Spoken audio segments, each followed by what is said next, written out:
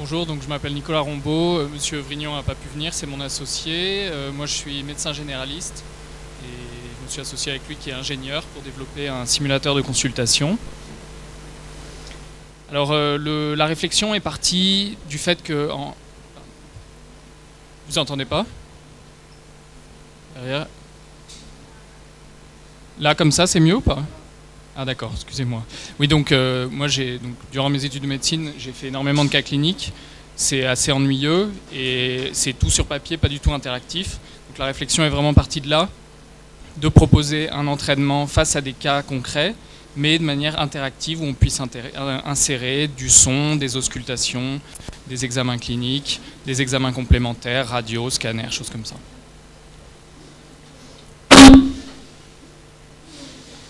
Alors, pour se positionner un petit peu dans les outils existants, je ne sais pas si vous avez pu assister à l'atelier tout à l'heure, cette idée de créer des cas cliniques interactifs, beaucoup de gens ont travaillé dessus. Il y a tout un spectre, qui commence avec les patients virtuels, qui ont généré énormément de littérature, il y a beaucoup de travail qui a été fait dessus. C'est des situations, à la fin vous avez quelques choix. Vous cliquez, ça vous emmène sur une carte qui dépend du choix que vous avez choisi. Vous avez encore une série de choix, ça vous emmène, et donc comme ça vous pouvez faire des arbres et faire naviguer l'étudiant. C'est assez facile à créer, il y a des outils en open source sur internet, mais ça reste quand même très statique. Il y a des outils qui sont un peu plus interactifs, mais où vous gardez quand même des listes, comme ça, donc du point de vue du raisonnement, c'est quand même assez limité. Et puis après, à l'autre extrémité du spectre, vous avez des outils comme Pulse, qui sont distribués en France par Régis, il pourra vous en parler, qui sont extrêmement réalistes. Avec de la 3D, vous pouvez tourner tout autour. Par contre, le problème, c'est quand même la création de contenu. C'est qu'il faut des techniciens. C'est extrêmement cher, donc vous avez quelques cas qui sont fixes que vous ne pouvez pas modifier en fonction de vos besoins. Et puis, on garde encore ici une série de choix. Donc, pareil, pour le raisonnement, ce qui est difficile, c'est vous ne pouvez pas vous plonger dans la situation du médecin qui ne sait absolument pas, qui doit tout sortir de sa tête. Donc l'idée, ça a été de faire quelque chose. Alors ça, c'est un peu un précurseur pour nous. C'est le logiciel VIPS, qui est disponible entièrement en ligne. Et donc, la patiente arrive avec une plainte, et là, c'est à vous vraiment de poser la question. Vous n'avez pas de liste de questions, vous n'avez pas de propositions, et c'est à vous de chercher les questions que vous allez lui poser. Alors ça c'est notre interface à nous. On est resté sur une idée de quelque chose de très simple. Bon là c'est l'interface qui est en Silverlight. On est en train de développer une interface qui sera accessible sur tablette avec un fond qui représentera l'environnement de consultation. Mais on reste sur quelque chose qui est vraiment de la recherche. Voilà, vous posez une question, le logiciel essaye de la reconnaître, il la pose au patient et le patient vous répond. Et on va fonctionner comme ça pour l'interrogatoire, l'examen clinique, les actes. Voilà, vraiment vous êtes libre, vous pouvez revenir en arrière, donc le raisonnement est assez réaliste. Je vais voir si je peux vous montrer une petite vidéo qui sera plus parlante.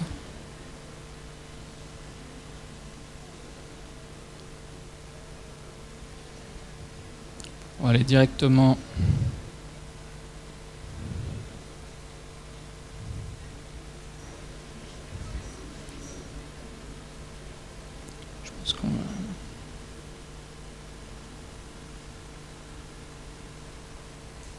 Voilà, donc là vous pouvez voir comment ça se passe si vous cherchez la température. Ensuite vous allez demander à ausculter le patient, vous allez avoir une vidéo avec le son. Et c'est vraiment à l'étudiant d'interpréter ce qui se passe, ce qu'il voit. On ne lui dit pas si l'auscultation est normale, pas normale, s'il y a un foyer. Voilà, à lui de décider ce qu'il doit faire de cette information. Ensuite il va éventuellement demander de faire une radio. Il va pouvoir donner un diagnostic, une conclusion. Et c'est lui qui décide quand sa consultation est terminée. Il clique terminer la consultation et à ce moment-là, il aura un feedback, mais pas avant.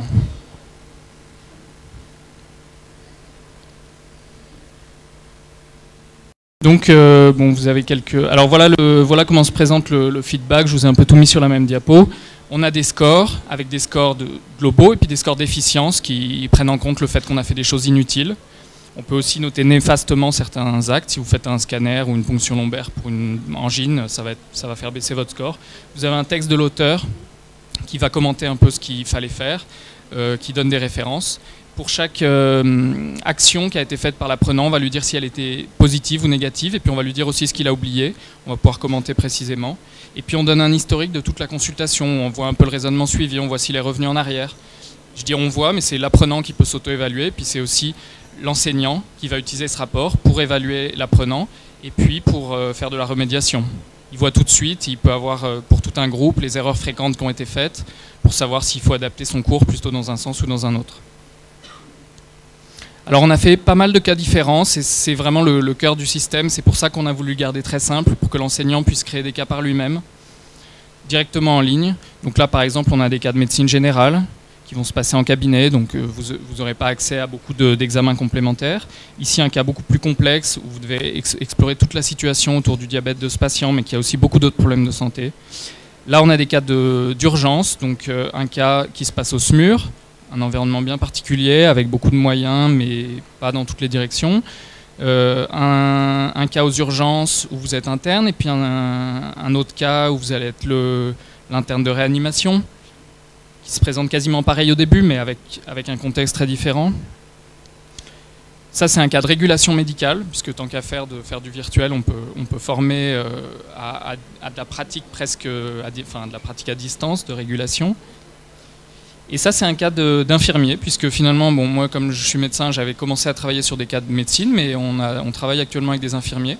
Et c'est très intéressant à plusieurs titres. Déjà, ça permet de faire des parallèles, puisque la consultation infirmière ressemble beaucoup. Il faut examiner le patient, il faut l'interroger, il faut poser un diagnostic infirmier. Et puis, ça permet aussi de faire travailler les problématiques interdisciplinaires, de travailler en équipe, de faire passer à un médecin, de lui dire fais un cas infirmier, rends-toi compte de ce que c'est, mets-toi dans la peau des gens avec qui tu travailles et demande-toi vraiment voilà, ce que tu aurais fait à sa place et se rendre compte aussi de l'écart des compétences, que voilà, chacun a ses compétences, voilà, c'est assez intéressant. Voilà, je vous montre l'outil auteur. Ça se présente globalement comme ça. Vous avez une liste qui est prédéfinie dans le logiciel. Et vous avez juste, avec des réponses par défaut qui sont normales, et vous remplissez la réponse du patient, vous la modifiez. Vous remplissez la notation, ça va servir pour le feedback à la fin de la consultation, pour dire si ce qui a été fait était utile ou néfaste.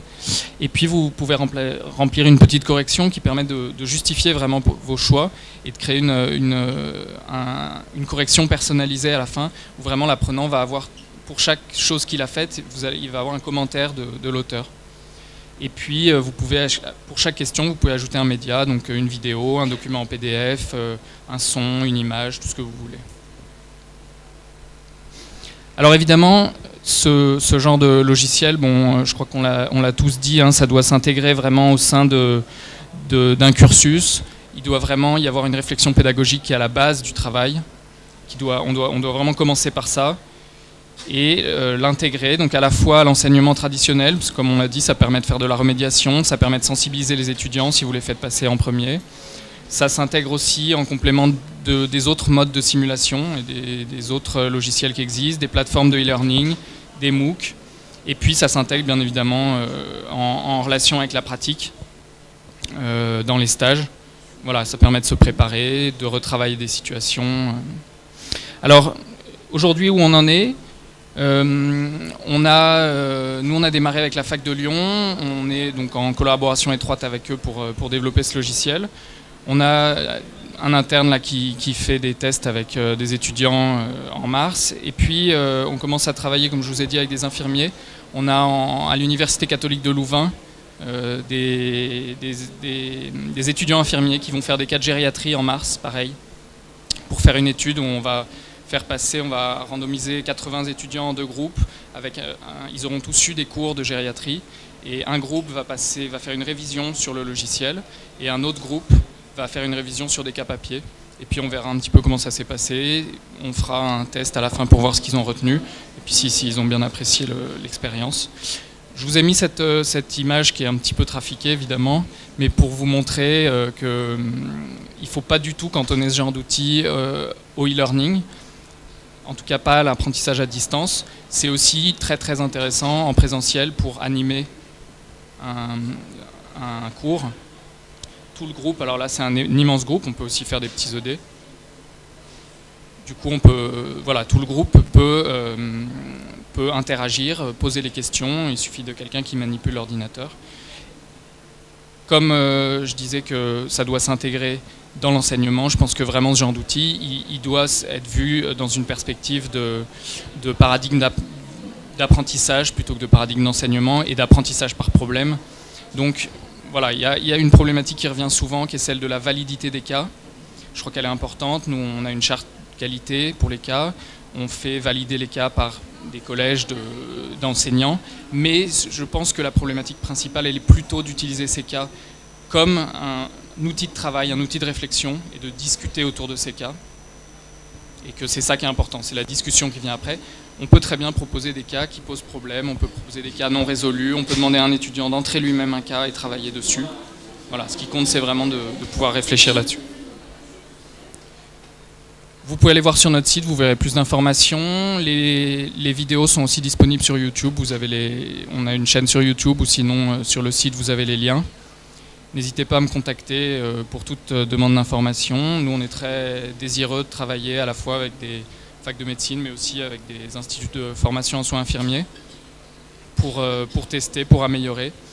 Il y a énormément de littérature sur les patients virtuels notamment, l'utilisation de la réalité augmentée. Je ne vous ai pas mis ça, mais si vous voulez consulter les articles que j'ai collectés, ma bibliographie est disponible sur Zotero. Je vous remercie.